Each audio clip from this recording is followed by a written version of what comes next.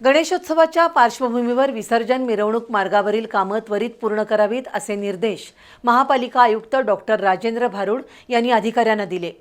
विसर्जन मार्गाच्या पाहणीवेळी ते बोलत होते। खराब झालेल्या रस्त्यांचं पॅचवर्क संबंधित ठेकेदारामार्फत करून घ्यावं अशा सूचनाही त्यांनी केल्या। महापालिका आयुक्त डॉक्टर राजेंद्र भारुड यांनी गणेश विसर्जन मिरवणूक मार्गाची आज पाहणी केली।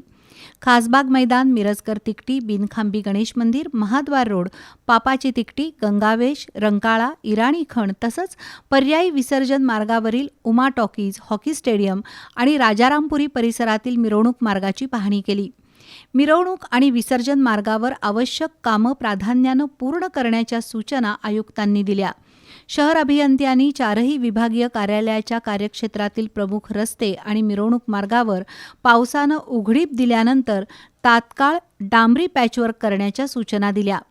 गणेश आगमन मिरवणूक मार्ग तसंच विसर्जनस्थळी विद्युत व्यवस्था ठेवण्याचे निर्देशही त्यांनी दिले।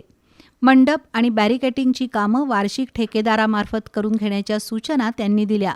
मंडप उभारणीसाठी देण्यात आलेल्या परवानगीच्या मर्यादेचं काटेकोर पालन होईल याची दक्षता घ्यावी। इराणी खणीतील स्वयंचलित यंत्रसामुग्रीची देखभाल आणि दुरुस्ती करून घ्यावी असंही आयुक्तांनी सांगितलं।